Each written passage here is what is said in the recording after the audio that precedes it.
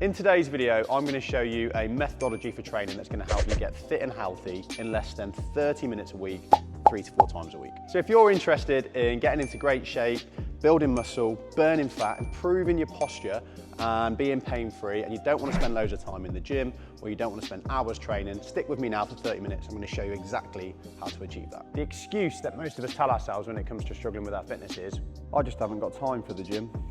But if we're really honest with ourselves, that rarely is the answer.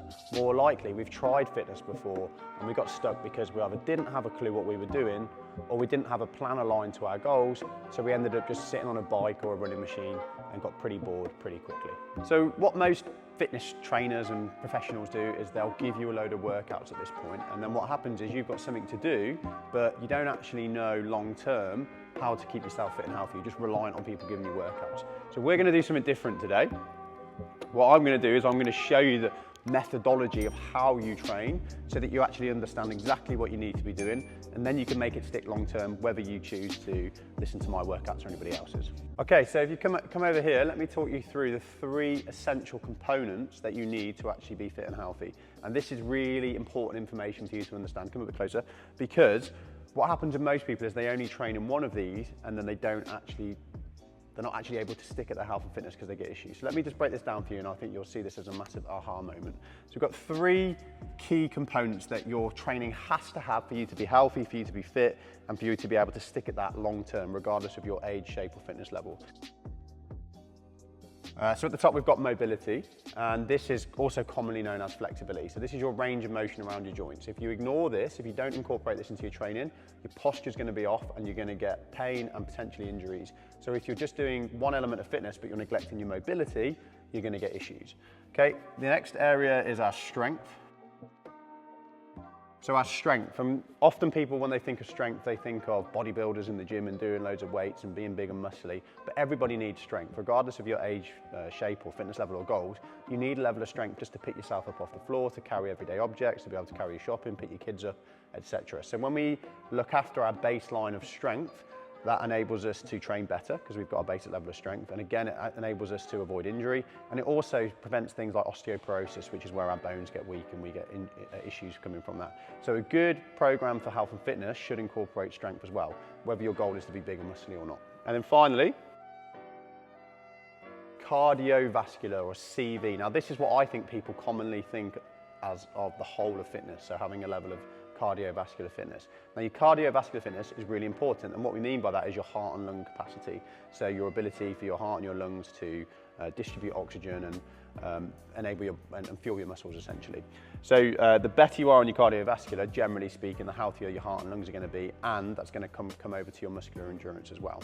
Now again, what most people do with fitness is they tend to go extreme in one of these. So you think, give a bit of slack to older ladies, we tend to go into yoga. So that's mainly focused around mobility and a fair bit of strength as well. Older guys and younger guys, we often tend to just get into cardiovascular. So we'll like sign up for the Tour de France and marathons and things like this. So we're going really heavy into the cardiovascular at the neglect potentially of mobility and strength. And then maybe younger guys typically would want to go for strength in the gym and build muscle.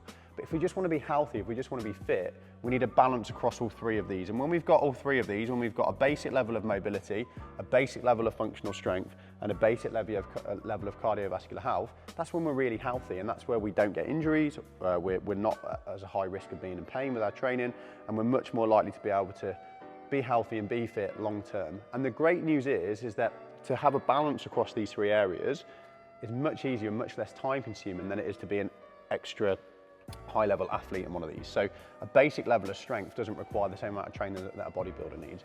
A basic amount of mobility doesn't require the same amount of training that you need to do yoga or to do Pilates. And a basic level of cardiovascular health doesn't require the same amount of time or training as it does to be able to run a marathon. So this is the secret, and our sessions that we're going to teach you today and our methodology for training is going to incorporate all 3 of these in less than 30 minutes, and that's where the magic is at. So now in this video, what I'm going to do is show you a little bit in each of those components. I'm going to show you the basics of mobility and how to do it, the basics of strength and how to do it, and the basics of CV and how we do it within these 30-minute sessions so that you understand this long term. Now you might be tempted just to jump in and start following sessions, but it's important for me that you actually understand this methodology of training. So I need you to commit this 30 minutes now max to understand each of these different components. Okay, so we always start our 30-minute sessions with up to 10 minutes of mobility, okay, flexibility. And the benefits of this is that it offsets all of these negative impacts we get of being sat down all day, every day, and letting our posture go poor. Because what happens when we do that is our muscles start to change length, which then adjusts our posture, which then puts us at a higher risk of being in pain and getting injured when we're training. So with about 10 minutes, 3 to 4 times a week of mobility, we can offset that. There's a couple of movements that we ultimately want to work around to build our mobility up, and that is the air squat. I'm just going to come out a bit. So we want to build up all of our mobility and flexibility around our ankles, and if we've got tightness anywhere around here, we're going to address that in the mobility. And also the overhead squat, which is where we hold a pole or a broomstick and we come down into a squat like so. And the reason that we want to build up to an overhead squat is because it tests all the flexibility in our shoulders and our upper spine. So those are the two movements that we work on, but we use a method called RSS. And I'm going to take you through now the very basics of that so you understand the why of what you're doing and you're not just going through the motions. So RSS stands for release, stretch, strengthen, okay? And this is a full mobility protocol that actually helps us fix a tight joint. And what I'm going to show you now is how to do that on the shoulder. So just go back, release. Just come and stand down. So let's say that it's really a bit closer. Okay, so let's say that I've got a really tight shoulder and this is leading to bad posture around here. I might have pain in the front of my shoulder, I might have pain in my neck. So this is really common because we spend all of our time sat down. So of one of our 3 sessions a week, we might prescribe some mobility on the shoulder, okay? And following the RSS method, at first, we're gonna have to not just try and stretch this shoulder, which is what people commonly do, but we need to get those knots out of the shoulder. And the way that we do that and loosen off all this tight muscle, which has been sat in this position for years whilst we've been sat at desks, looking at our phones, reading books, typing on computers, we need to release tension in here. So commonly, especially in Asian cultures, people regularly go and get massage to do this. But if we haven't got time for a massage or we haven't got the money, we can do it ourselves. So what we do is we get a wall and we get something like a hard ball like so, and we play around with the front of the shoulder and we find the bits that are really sore. And once we find those bits that are really sore, we're just gonna spend a couple of, it's a bit better on a wall than a pole because it doesn't fall off, but we're just gonna spend about a minute really working into that place where it's sore. Now, it might not just be the shoulder, it might be the chest, and we would give you advice in the training programs that we prescribe, but this is what we're getting at when we're doing this. We're trying to loosen the tightness in this front part of my muscle. Think about an elastic band. If it's got a knot in it and we pull it, we stretch it, that knot's just gonna get tighter. We need to loosen it and get blood flow into it so that we can actually stretch it properly. So we normally prescribe about a minute to release. There's lots of different ways we can do this. We can do it with foam rollers, we can do it in our legs, we can do it with all sorts of different muscle joints, but what I want you to understand today is just the reason why we do it. So that's the first part, that's the release part. Okay, so we've just released the shoulder, so we've done the R of RSS. Now we need to stretch it. Now that we've loosened it off, we want to stretch it. And there's lots of different ways that we can stretch. I'm not going to take you through a full library today, but I'm just showing you with a shoulder, for example. So I'm going to use a broomstick or a pole. I can stretch by coming around and doing some dislocations. And again, we'd show you how to do this. I can also stretch by going to a pole or a door frame, putting on and leaning through, so that's giving me a nice stretch in my shoulders. Or I could stretch by holding onto here and coming through. There's loads of different things that we can do to stretch. The important thing to understand is that we hold those stretches for about 30 to 60 seconds after doing the release piece. And we can do it with the shoulders, we can do it with the hips, we can do it with any part of the body. Again, I'm just reminding you that I'm showing you this today so you understand the theory. So we've released it with a foam roller, then we've stretched it. Now what we want to do in the RSS method is strengthen the weak opposing muscles. So if I've got a tight shoulder and I've been sat in this position, what's going to happen is this part of my shoulder's got tight, this part of my shoulder's got long and weak, and that puts my shoulder out of position, which leads to pain, which leads to injury. Again, the same stuff happens in the hips, and there's a whole different way of training for that. But if I've done this and I want to actually get long-term results and I'm just stretching my shoulder, then it's not really going to fix the issue because this part stays weak. So what I've also got to do is strengthen the weak muscles that are on the back. Okay, and there's a few different ways that we can do that. I'm just going to show you very quickly. I can use a band and I can pull the band apart. And what I'm trying to do here is target those muscles in my upper back and my back of my shoulder. So I'm pulling apart to do like so. Another couple of things, if you just bring the camera down, Lise, that are really good to do and don't require any equipment is I can lie on the floor and I can do things like WYIs, which is where we lie on the floor like so. We lift the shoulders up into a W position, a Y position, and an I position. Now that might look really easy, but it's actually quite difficult because it's waking up and strengthening these weak little muscles that I've got in the back of my shoulder blade and the back of my shoulder. And the more that I strengthen those up, the more that's going to start pulling this shoulder back. And when I combine those three, so when I release this bit of my shoulder, I stretch it back, and then I strengthen the opposing muscle, that's really going to lead to that long-term posture change, which is going to decrease pain in my shoulder joint and my neck and wherever else I get it, and decrease my risk of injury and enable me to get more from my training. So this is a really vital part of the training. We do stuff for hips and ankles as well, but I just need you to understand that that's the method, and it takes less than 10 minutes in our training session. So next, we've got our strength section. And again, this is going to take a maximum of 10 minutes. And the great thing about our style of strength training is it's designed to keep you healthy, not designed to make you a bodybuilder or to make you have huge muscles, which means it takes less time and it's much easier. So when we do this properly and we follow this protocol, we're going to increase our metabolism, we're going to increase our muscle mass throughout our whole body. We're going to train in a way that helps us distribute muscle throughout the body properly so we don't get imbalances, which again, contributes to those things we talked about in the mobility section. So we're going to be pain-free, we're going to offset ourselves from injuries. Now, regardless of your age, shape or fitness level, your strength is vitally important because you need a level of strength to be able to pick yourself up off the floor, to carry things and to keep your muscles, your joints and your bones healthy. So what we do is we strip out all the stuff you don't need and we focus on the very basics of the things that you do need to make it fit within a 10-minute session. So our method focuses around the hips and the shoulders. So we focus on what we call compound lifts. So essentially this is things like squats, deadlifts, shoulder presses, pulls, things that are big movements that use the shoulders and the hips. And we don't really focus too much on what we call accessory movements like bicep curls and triceps and all that stuff. That's because you don't really need them, they get trained with the other stuff. There's two ways in which we can weight train essentially. One is for our body weight, because our body acts as a weight, and also for using equipment. And the only equipment that we're going to recommend in this program is a kettlebell and or dumbbells. Why? Because they're cheap, relatively cheap. They don't take up much space and you can use them anywhere, and it takes out again the complexity of having to have any complicated stuff. Probably one of the worst things that you can do for your strength, if you really want to be healthy long term, is rely on machines like the common thing that is done in gyms. And the reason for this is they don't train your body in a natural way and they create muscular imbalances. Whereas when we train free weights and we use our body in full movements, we strengthen ourselves fully, much less likely to lead to imbalances and injuries. So how can we use our body weight for weight training? There's lots of different movements that we can do. We can do things like air squats, which is going to train the legs. Now, if you've got good strength in your legs, somebody would argue that's not really strength training.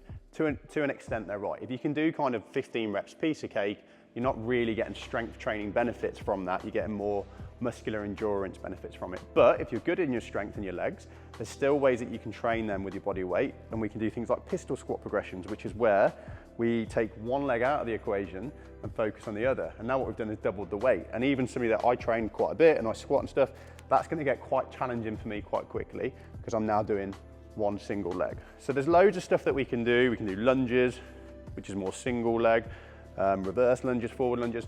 There's loads of ways that we can mix that up to make sure that you're getting strength training benefits. Other ways, push-ups. Okay, so upper body push, for some of us, we're going to be able to pump out 15 reps, no problem. So that's not really strength training for us. But for many of us who haven't been training and haven't been looking after our strength, doing 1 or 2 push-ups is going to feel really hard. So that is strength training. In fact, for those of us who struggle to do 1 or 2, we're going to get strength training benefits by putting the knees down and coming down like so, or maybe even having to scale that again and coming to a box, getting out of breath and doing 2 reps, going to a box and doing push-ups on a box, or even if that's hard, go into a wall. So you can absolutely use your body weight for strength. Another way as well, which we're not going to put into our program because it requires you to have a bar, but another way is pull-ups. So you can buy things like this, like gym rings, which are really good, but like the hardest version is to hang from a bar and to do a pull-up. So if you can't do kind of 10 reps, no problem, you're getting strength training from that. But what we can do is we can buy ourselves rings, relatively cheap off Amazon. And again, we can use our body weight for strength, which in this is, this movement here is building strength in my biceps, but also in my back and my shoulders, back and my shoulders. And we can make that easier by coming back more, or harder by coming more under. So you can absolutely use your body weight for strength training. Okay, and then the other way that we can do our strength training is with an external weight, and these have got tons of benefits. So we recommend kettlebells and dumbbells, and in a program I'd recommend to you what specific weights to buy. But what it really comes down to is the rep range. So when we're doing weights to maintain and build muscle, generally speaking, we want to be in the 3 sets, which means we do 3 lots of 8 to 15 reps. We want to play around there, and we want to find a weight that challenges us within that rep range. If we're getting that, that's going to give us a muscular building response, which is what we want. We'll talk more about it in the program, but generally speaking, that's what you want to be doing to maintain muscle or improve muscle mass. So with kettlebells, here's a few different ways that I can add weight to my training. So I can do a front squat, so I can hold my kettlebell here and come down into my squat. This is a bit light for me, so I'd go heavier than this to get the benefit, but that's one variation. Now this is actually really good to do because it actually forces me into a good position as well. And we'll talk about this in mobility, about how using a bit of weight can actually get you into better position, so it improves your flexibility as well as your strength. Another way that I can mix this up, so there's loads of variations with this. This is how we're able to keep training interesting, is I can go into a front rack position, which has now given me a strength component in my shoulder. When I'm coming down and challenging me slightly different, I can do lunges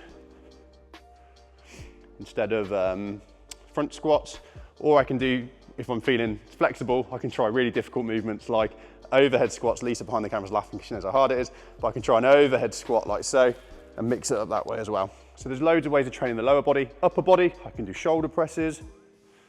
I can do things like push presses as I'm getting more confident. And I can also do things if I want to train the back of my shoulders, like bent over rows. And when I'm lying on the floor, I can do things like presses, which is basically a variation of my push-up. And for many of us, we're actually going to find this easier, if we're not very strong, with a kettlebell to build up strength than we are a push-up, because it's actually lighter than my body weight. So sometimes weights are actually easier and a build up to body weight movements. We might need to do kettlebell presses to build up to a push-up. And what you'll probably notice there is, and things like deadlifts as well, what you're going to notice there is that these movements are a combination of push and pull across the lower and upper body. And that's all we want to focus on. So a lower body pull, which trains my butt cheeks and my hamstrings, is a deadlift. That's a lower body pull. And the lower body push, per se, would be my squat variations. So that's training the front half of my lower body and the back half of my lower body. Upper body push would be my push-up variations. My press variations and upper body pull would be my bent over row variations, like so. And it's those combinations of push and pull across there and push and pull across there that's going to give us all the strength results that we need. And then the third part of our workouts is going to be our conditioning, and this is the bit that particularly hits that CV, that cardiovascular I talked about in that Venn diagram. Now, the important thing to understand with CV is that in these workouts that we're doing, these 30-minute health-focused, fitness-focused workouts, we're only doing 10 minutes of CV, and that can be really effective when we get the heart rate up high and we mix it up with different movements. Doing that, what that does is it releases certain hormones that help us build muscle and burn fat for a good 3 to 4 hours after our training. But what I do want to caveat is that we don't want to rely on this, because it's what we call intensity training. So ideally, we're underpinning this with 10,000 steps a day of walking and doing like long, slow efforts on the weekends, of things like walking and just going out and getting out and about and being active for a good couple of hours, because that builds up a nice base level of what we call aerobic fitness. So you can absolutely rely on this at the start, just to start getting your fitness up, but it's really important that we do try to underpin all of this training with a generally active lifestyle, because if we're just doing intensity all the time, it can start to make us feel really tired and can start to kind of drain our nervous system a little bit. So there's loads of different movements that we can do to train this conditioning part, and there's a few different styles that we're going to teach you over the different workouts. Now, obviously the most basic movement is running, okay? So that's a really no equipment required kind of workout. For some of us, that might be something that's difficult because we might have joint pain at the moment. So non-impact things are going to be things like rowers and bikes. The problem with that is obviously you need that equipment, so you either need access to a gym or you need to buy yourself a rower or bike, which I would highly recommend. Other bodyweight movements we've got are things like jumping jacks and things like burpees, which are a little bit more challenging. So we've got athletic burpees, which we need a level of flexibility for, but these are going to really not just test our heart and lungs, but train the full body as well.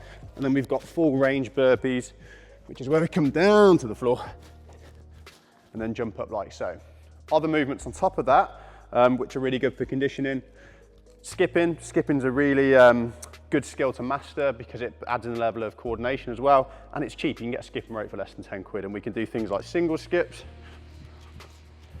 step skips, or if we're feeling advanced, we can try things like double unders, but really just for basic conditioning, we probably just want to be doing single skips like so.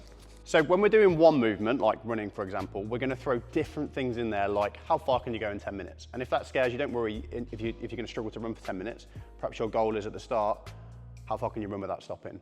Or what distance can you run and walk in 10 minutes? Or if you can't run, what distance can you walk in 10 minutes? And what's important is that we measure these things and we record them, because the brain loves having numbers and points and scores to beat. So that's if it's a single modality. We might also do things like intervals, where we say do a minute of running, stop, a minute of running, stop, and see what kind of distance you can get.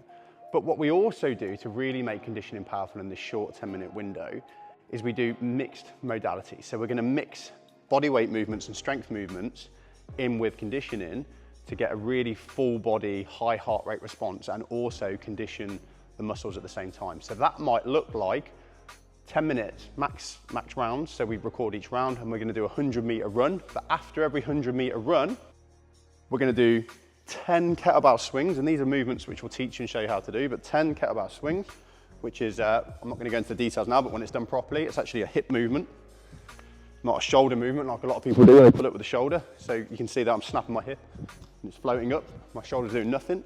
So it could be a 100-meter run, 10 kettlebell swings, and then 10 air squats. So with that movement there, with that workout there, I've got 10 minutes where I'm mixing up a combination of running, which is getting my heart rate up, kettlebell swings, which is training my hips at a low weight and getting my heart rate up, and then air squats, which is conditioning my legs. So there's endless amounts and infinite amounts of ways that we can do sub 10-minute conditioning pieces that have a really good positive response on hormone release for the body that builds muscle and burns fat, conditions the muscles to be healthy and fit, and gets us into good shape. So there you have it. That's our 30-minute training protocol, or a methodology if you want to call it that, that'll help you get fit, improve your posture, build muscle, burn fat, and get pain-free in less than 30 minutes a day. You need to do this about 3 to 4 times a week, and ideally we're underpinning it with a good basic level of steps per day, so around 10,000 steps per day, and obviously we're going to talk about nutrition and stuff like that as well. But what I would say is this is the methodology that you really need to lean into and learn if you want to get fit and healthy, but you're not interested in being a weightlifter and you don't want to live in the gym. This is the methodology for you that's going to help you achieve that without messing around. Once you get these workouts and you understand them, you're going to be able to get into training mindset, or your training space, or your gym, or your training space at home, or the garden. You're going to be able to get in, you're going to know exactly what you're doing, you're going to have it done, and you're going to be in and out within 30 minutes max. So you're going to be able to go from somebody that didn't know what to do in the gym to somebody who's got a clear, crystallized plan that they know is going to get them results, and they know how to follow, and is very prescribed to them within that 30-minute period. So, depending on when you're watching this video, we either have or will be releasing an app that provides this training for you. So what you need to do is just head down to the comments section below this video and follow the links there. And what I have done as well is I've put in a free guide to 4 weeks worth of workouts, so that even if we haven't got the app released yet, you've got something to get stuck into and get started with. If you found this video useful and you'd like to see more of this, please do like and subscribe to this channel, and stick in the comments below what you found useful and if there's anything else that you'd like to see in particular.